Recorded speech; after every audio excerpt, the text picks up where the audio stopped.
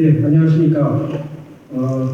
오늘 교회일에 진행을 맡은 충남대 운영부입니다. 반갑습니다. 그럼 지금부터 제 39회 전국교수 선교대회 교회 예배를 시작하도록 하겠습니다. 먼저 오늘 아름다운 이 아펜젤러 기념관에서 저의 39회 전국교수 선교대회를 개최하게 해주신 우리 하나님께 영광과 존귀와 감사드립니다.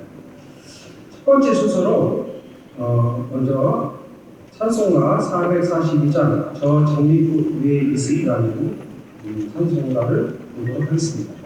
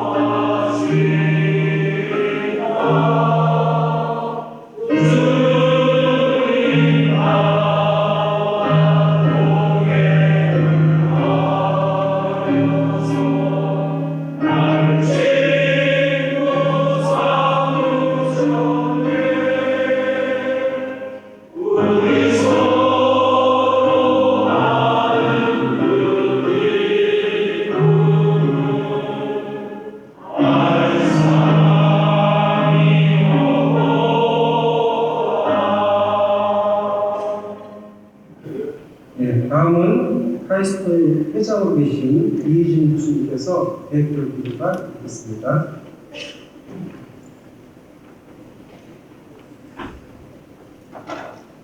하나님 감사합니다. 2024년 1학기를 잘 마무리하고 무더운 여름에 주님의 말씀과 캠퍼스에 맡겨진 영혼을 사모하는 마음으로 이 자리에 함께 모여 예배할 수 있도록 허락하심을 감사드립니다.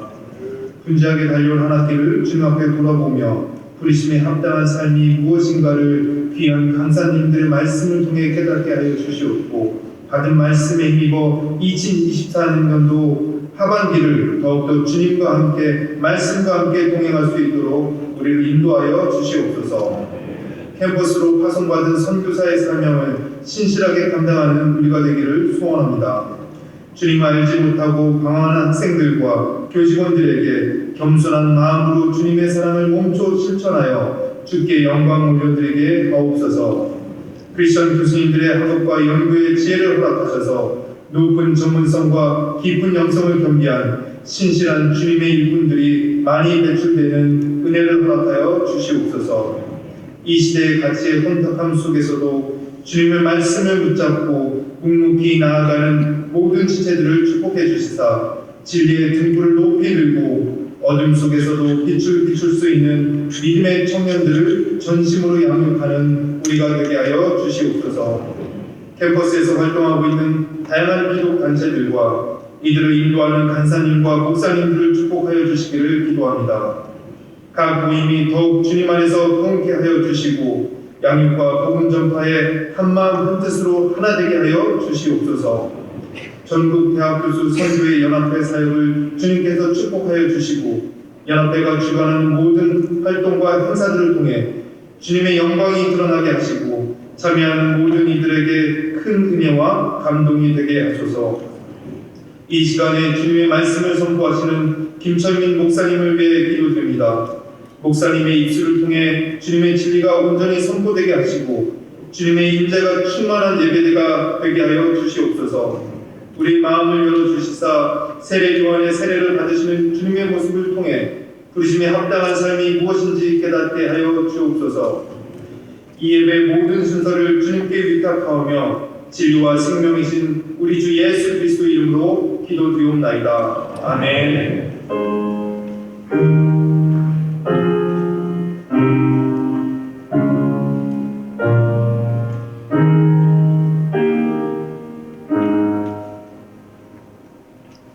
네, 다음은 대시대학교 교수 선교회장으로 계신 소중화 교수님께서 성경 봉독을 하겠습니다.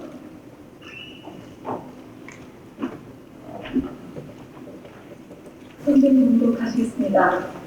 읽으신 말씀은 마태복음 3장 13절에서 15절입니다.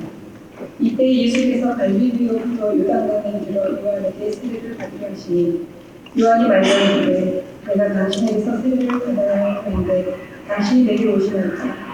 예수께서 대답하여 이르시되 이제 허락하라. 우리가 이와 같이 하여 모든 의를 이루는 것이 합당하니라 하시니 이에 요한이 허락하는지라.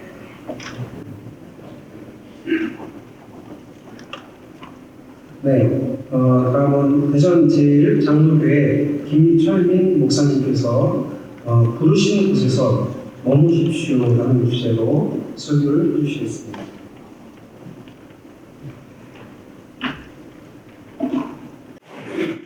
먼저 주님의 부르심을 받아서 이 자리까지 오신 우리 대한민국의 지성을 대표하신 그리스도의 교수님을 한 분께 하나님께서 은혜로 함께 하시고 이 대회를 통해서 한번 다시 한번 새롭게 되는 계시의 역사가 되기를 간절히 기원합니다. 부르심에 대해서 형평과 사절에 따라 부르심에 대한 적합성 혹은 그 부르심에 대해서 이런 부디를 어떤 부분들이 다 다를 수도 있습니다. 이 부분에 대해서 톰 라이크를 인용해가지고 마이클 보이는 이런 얘기가 있습니다. 비가 오겠다 하는 말은 무슨 뜻인가? 아주 많이 보이지만 이 말의 의미와 뜻은 그것이 더 큰 내용이고 그 안에서 어떤 역할을 하는지를 보아야 이해할 수 있다. 오래전부터 계획해둔 소풍을 가리던 참여라고 한다면 비가 온다는 소식은 별로 다양한 소식입니다. 베트남에 오랫동안 가뭄에 시달리던 농민들에 있어서는 정말 기쁜 소식이 아닐 수 없다. 나아가 1년 내내 비 한 방울 내리지 않는 아프리카 사막 지대에서 비가 온다는 말은 기상이변을 생각지 않을 수 없게 됩니다. 기상사태다. 만약 갈멜산에서 엘리야의 말을 듣고 있는 이스라엘 백성이라면 이 소식은 단지 기상예보 정도가 아니라 여호와 하나님이 참 하나님이신 그분의 말씀대로 모든 것이 증명하는 승리의 소식이 아닐 수가 없는 것이다. 그러니까 동일한 사건을 할지라도 그 사건이 소속된 더 큰 렌즈를 통해서만 그 의미를 제대로 파악할 수 있게 된다는 그런 말씀입니다. 이것은 단지 내러티브에 속한 얘기만을 하는 것이 아닙니다. 우리 인생도 역시 마찬가지입니다. 우리 인생도 나에게 지금 일어나고 있는 이런 일들을 보다 큰 내러티브 속에서 볼 수 있는 힘이 있느냐 없느냐 여기 따라서 그 인생의 행방도 결정될 수 있고 그것을 견뎌낼 수 있는 힘도 능력도 나타낼 수 있고 혹은 그런 일들을 통해서 새로운 변화를 모색할 수도 있다고 하는 것입니다. 그래서 오늘날의 문제는 서사의 경신이라는 이런 얘기까지 수많은 정보들이 무리 조각처럼 흩날리는 그 가운데서 영원히 변치 않는 다이아몬드와 같은 서사라는 게 나타나는 정상의 급급한 정보를 쫓아다니는 모습이 아니고 실제적으로 영원한 그것을 감싸고 있는 전체적인 안목을 지닌 내러티브가 우리에게 있는가 하는 얘기를 신중하게 던지고 있는 것입니다. 오늘 우리가 읽은 이 본문의 말씀은 어떻게 보면 잘 어울리지 않는 일이에요. 왜 그렇습니까? 나사렛으로부터 이곳 요단강까지 근 150km 정도를 오셨습니다. 그 사나흘 정도를 예수님이 오셔서 하신 일이 뭡니까? 세례 요한의 세례를 받기 위하여 고독을 받고 서 계셨죠. 근데 그 서 계시면서 있는 그 줄은 어떤 줄이죠? 죄인의 줄이죠. 죄인의 줄. 그 죄인의 줄이라고 하는 건 뭘 의미하니까 세례 요한은 평소에 계속 선포했던 그 말씀, 회개하는 거죠. 그래서 예루살렘으로부터 온 유대 그리고 요단강 사면에서 세도에 들어왔다고 했습니다. 왜요? 내 죄를 씻어요. 내 죄를 씻어요. 예수님 서 계신 줄은 죄인의 줄이죠. 예수님은 평소에도 누가 나를 죄로 책잡을 수 있게 이렇게 말씀하십니다. 유일한 죄가 없는 분이 예수님이죠. 그럼에도 불구하고 그분이 죄인의 줄에 서 계시다는 것처럼 어색하고 부자연스러운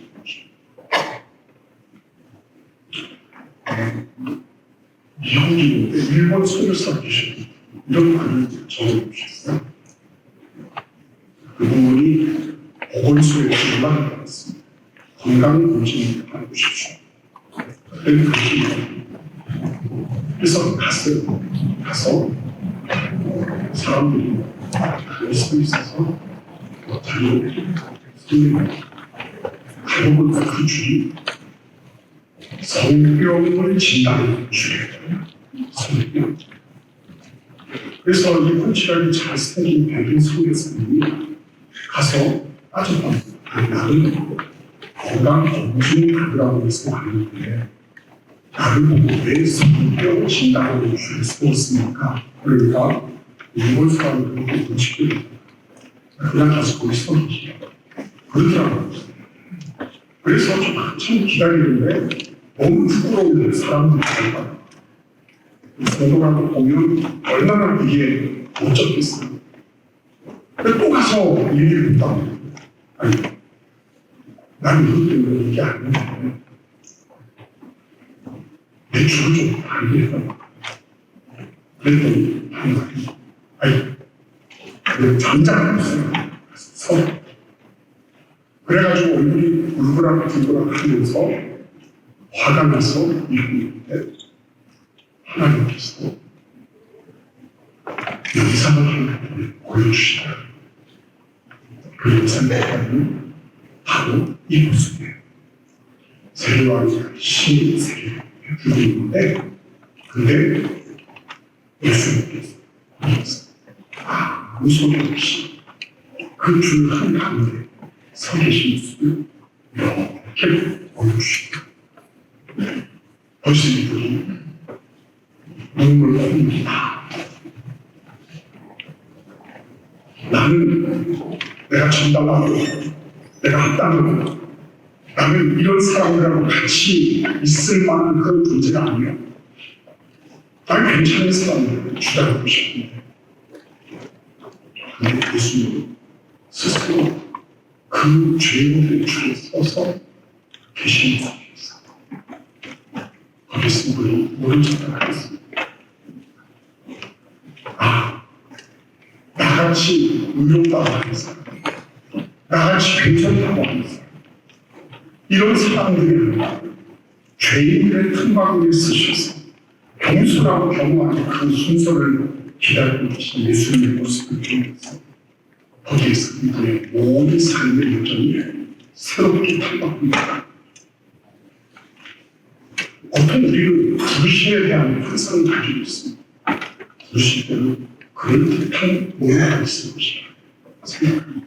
오늘 이 말씀을 들여다보면 적어도 우리는 세 가지 과정을 거쳐야 된다고 이렇게 말씀하고 있는 것입니다. 첫째는 예수님은 지금 홀로 이 자리에 와 계신 것입니다.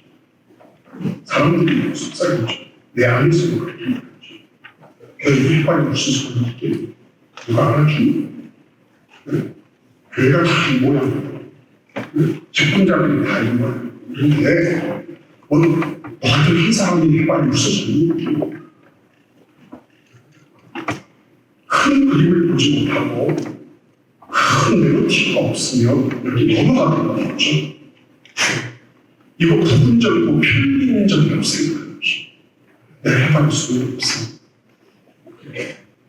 내가 이런다고 무슨 변화가 있겠나? 집에 한 마리 왔다고 오는 건 아니잖아. 괜히 그러다가 잘난 척한다고 오해가 아닐 수도 있어. 그냥 잘 잡고 있어요. 이러한 소리를 듣게 되는 것입니다. 근데 여러분 한번 생각해 보십시오. 줄이 점점 줄어들고 있지 않겠습니까? 그러나 그게 신속한 건 아니잖아요. 군인이 오는 대로 누가 오는 대로 세례를 하는 불같은 사자를 내뿜으면서 세례를 했다. 그러니까 줄이 줄어들더라도 그렇게 신속하게 재빨리 가는 건 아니었어요. 한번 생각해 보십시오. 변화가 그렇게 벌써 일어납니다. 오늘도 우리 이사장님 회장님 말씀하실 때 온라인으로 구조도 하시고 기도도 하시고 이렇게 해서 캠퍼스 선교사를 보냈지만 변화가 금세 일어납니다. 아니요. 이런 것을 보면 금세 이렇게 해서 마음이 싹해지는 것이 내가 있으면 괜찮은가? 아닌가? 하나님 나는 이곳에 부르심이 맞아? 안 맞아? 이런 얘기를 하지 않을 수가 없는 거죠. 왠지 크게 키우는 거죠. 하나님께서 들려주신 음성을 듣는 거죠. 하나님께서 뭐라고 말씀하십니까? 에덴 동산의 처음 창조부터 요한계시록의 새로운 창조까지는 무한한 세월이 있습니다. 이걸 우리는 점진적 계시라고 얘기하는 것입니다. 점진적 계시. 그러나 이럴 하루아침에 손바닥 뒤집듯이 일어나는 경우는 잘 없다고 하는 것입니다. 1415년 10월 6일 날은 독일 남부의 아름다운 도시 콘스탄츠에서 그 아름다운 도시 전혀 다른 양 후스의 환영식이 열린다는 것입니다. 양 후스를 알고 계시죠? 체코의 신학자이시면서 프라하 대학의 총장님을 했습니다. 카톨릭 사제이 되었습니다. 그는 라틴어 대신에 자신의 모국의 대중에게 설교했습니다. 모국으로 성경을 번역도 했습니다. 이런 후스를 카톨릭은 결코 용인할 수가 없었어요. 그래서 지리스는 그 신성로마 황제가 꼼수를 부렸습니다. 신변 고장을 약속하고 콘스탄티누스를 유인해서 그를 마침내 처형하는데 성공하게 됩니다. 근데 후스는 화형을 당하면서 그 유명한 말을 남겼습니다. 지금은 너희가 후스를 불태워 죽이지만 체코로 후스가 거위라고 얘기합니다. 100년 뒤에 나타날 백조는 어찌하지 못할 것이다. 100년 뒤에 나타날 백조. 알고 보니까 정확하게 102년 뒤에 나타난 마틴 루터를 가리키는 것입니다. 마틴 루터라고 특정해서 이름을 하지 못했지만 한 세기 후에 너희들이 불태워 죽이지 못할 고의가 나타날 것이다. 너희들이 결코 뒤집지 못할 그 물결이 일어나게 될 것이다. 이 얘기를 했다는 것입니다. 하나님은 2000년 가톨릭을 개혁하는 데 있어서 그 기업을 많이 건조하지 않으셨습니다. 하는 듯이 많은 듯이 배운 듯이 안 되는 듯이 그랬습니다. 그럼에도 불구하고 하나님은 그것들이 하고 계셨습니다. 그리고 1927년 10월 31일 대우도 불길이 단식을 해 주셨던 것입니다. 하루를 청년같이 청년을 하루같이 쓰시고 사용하시는 것입니다. 매일 우리 볼 때 급하게 그리고 신속하게 속도감 있게 정리되지 않는다고 실망하고 다시는 필요가 없는 것입니다. 무려 41년 동안 동일한 말씀을 전했던 예레미야를 보시기 바랍니다. 진리가 통용되지 않는 것입니다. 전혀 하나님의 말씀도 하나님에 대한 교회감도 없는 그런 곳입니다. 그곳에서 예레미야는 끔찍하지 않고 그 일을 감당합니다. 내가 하나님의 말씀을 전하지 않으면 내 속에서 불이 타는 것 같다. 이렇게 말합니다. 41년의 세월을 견뎌내고 버텨내고 하나님이 하신 그 자리에 존재했습니다. 그리고 마침내 하나님이 주시는 그 말씀대로 이 모든 역사의 향방이 흘러가고 있다는 것을 증명해 내었습니다. 큰 내용이 그거를 현재 나에게 일어나는 삶과 연결시키는 이거 참 쉽지 않은 일입니다.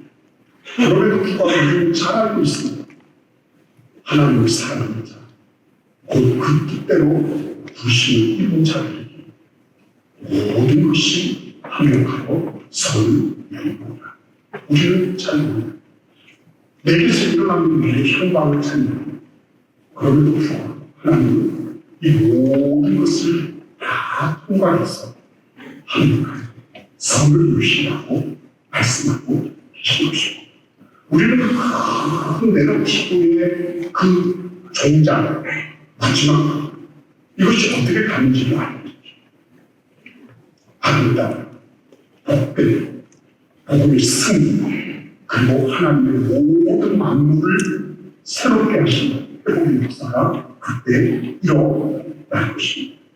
그래서 여러분, 하나님께서 우리 교수님들 한 분 한 분을 각 캠퍼스에 보내실 때, 아, 그래, 이거는 내가 진짜 여기 있어야 되겠다 하고 하나님의 부심이랑 확증이 있으시다니 그보다 더 좋을 수 없지만 없다 할지는 이 두 가지 문제, 조용수의 문제, 변화의 속도감 문제 이런 문제들을 계속적으로 시험을 받으십니다. 그런데 아주 중요한 부분이 있습니다. 한 가지 우리가 봐야 되는 부분은 예수님을 알아보는 사람이 3명밖에 없었던 것입니다. 다른 말로 말씀드리면 존재감이 있었다는 것입니다. 존재감이 있다는 것은 서글프게 그렇지 않습니까? 내가 왔는데 누구도 알아주지 못해요. 그리고 투명 인간처럼 거예요. 그래서 마음이 일적 그렇지 않습니다. 큰 강사님 오셨습니다. 교수님 오셨습니다.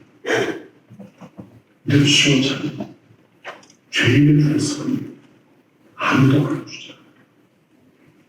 그런 분들을 우리는 성경에서 수없이 만날 수 있어요. 예수님 시대에 그전에 시몬과 안나 예수님이 그랬습니다. 예루살렘 성은 완전히 폐락이 있습니다. 근데 그 자리를 떠나지 않고 그 자리를 떠나지 않고 그 부패하고 타락한 성전의 어떤 한 구석에서 이 안나는 기도하고 있었습니다. 시몬 할아버지가 그곳을 주시고 있었습니다. 왜요? 왜 그럴 수 있었습니까? 시몬 할머니가 그렇게 하신다고 하니까 할아버지가 그렇습니다. 왜 그럴 수 있었습니까? 그렇죠. 하나님께서 한 아기를 우리에게 주실 것이다. 그 아이가 우리의 메시아가 될 것이다. 그 한 쌍, 한 줄기에서 태어난 그 아기가 우리가 그렇게 기다리는 메시아. 이 내려치고 그리고 그들의 마음속에 있었잖아요. 이게 다 고통하지 않습니다. 썩었다, 부패, 망했다, 이런 소리 하지만 그러나 완전히 있습니다. 큰 그림이 있으면 존재감이 별로 중요하지 않습니다. 그 사람은 나를 알아주는 말이 무슨 소용이 있습니까? 그게 뭐 얼마나 대단한 여러분, 그래서 데이비드 보쉬가 그런 얘기를 했습니다. 예수님께서 하셨던 것처럼 사도 바울도 정말 존재감 없이 고린도 교회를 개척하고 그 교회의 목회자로서 있었지만 고린도 교회 성도들은 사도 바울에 대해서 별로 크게 존재감을 느끼지 그래 아주 대수롭지 않게 정말 발바닥에 때처럼 느끼는 그런 사람들도 많이 있습니다. 그러나 사도 바울이 끝까지 그에게 큰 내용을 지고 있었습니다.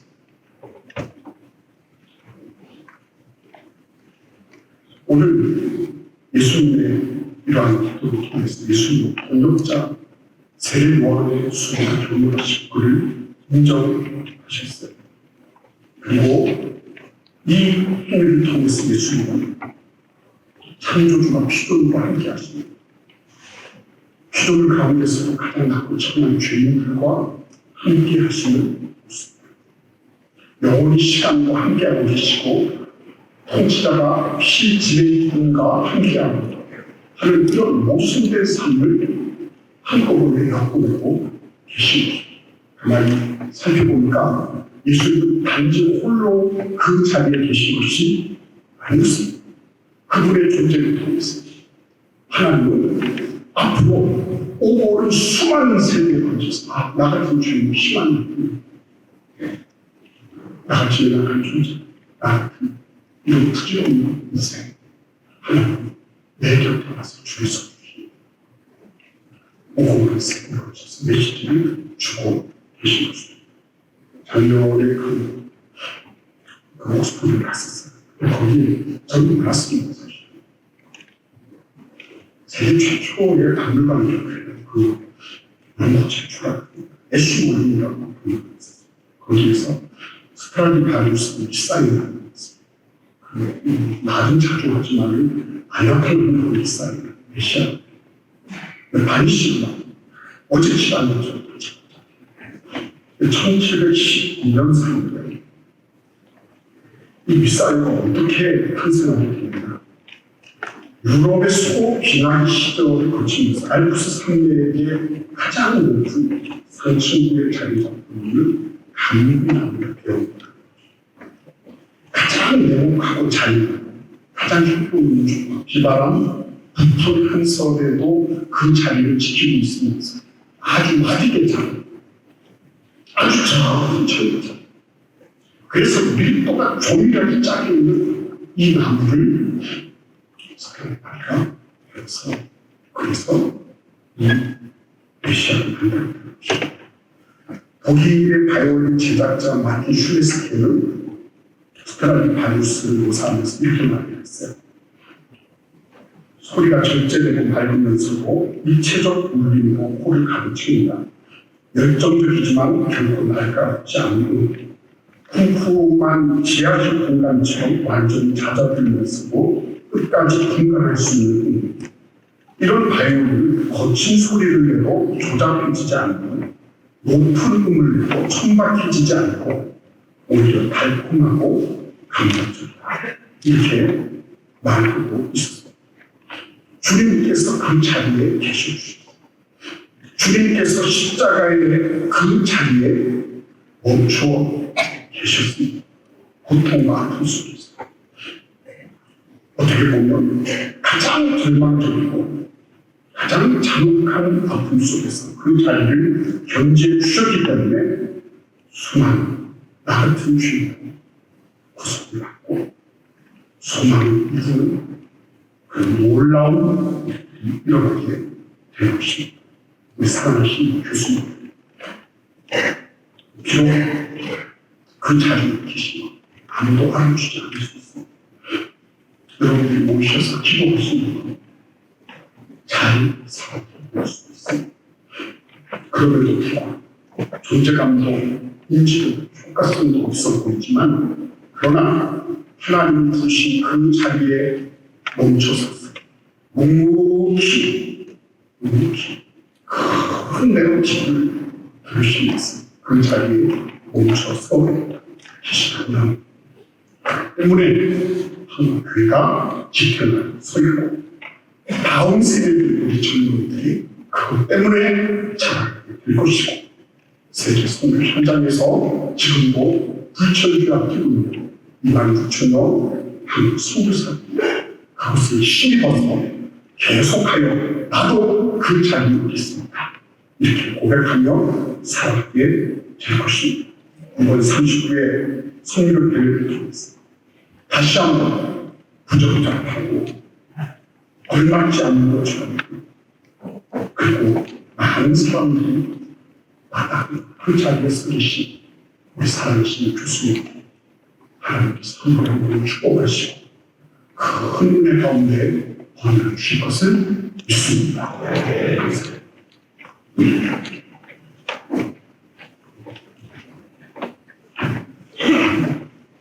네, 우리가 39회 전국 대학 교수 선교대회의 슬로건으로 내세운 것이 부르심에 합당한 삶입니다. 그런데 오늘 목사님께서 부르신 곳에서 멈추십시오. 들으면서 우리 주님께서 우리 교수가 교수님께서 아니 하나님께서 부르신 교수 설교의 자리 선교사로서의 역할, 그 머무는 곳에, 부르는 곳에 꼭 머물고 또 사명을 감당하라는 그런 메시지를 이야기처럼 이야기해 주시는 것 같습니다. 감사드리고, 그 다음은 우리 지금 소개해 주신 김철민 목사님께서 축도로 교회 예배를 마치고 다음 시간으로는 주제 강의 시간으로 넘어가도록 하겠습니다. 지금은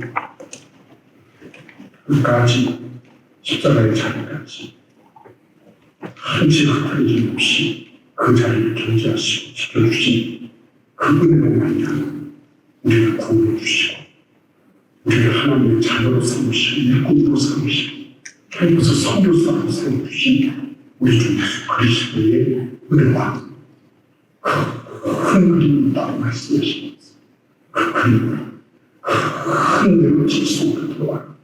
말씀하시면서 현실을 극복하고 깨쳐나갈 수 있는 힘을 주시는 우리 아버지의 극진하신 사랑과 함께 동행하신 이 선교대회를 통하여 큰 영광을 주신 성령님의 교통 교제하신 이 시간 39회 선교대회에 오신 한 분 한 분 사랑하시는 귀한 분들, 교수님들 모두 준비하신 모든 준비분들 또한 함께 이 자리를 공유하고 함께 하시는 배지대학 모든 가족들 지금부터 영원토록 함께 하시기를 간절히 축원하옵나이다. 아멘.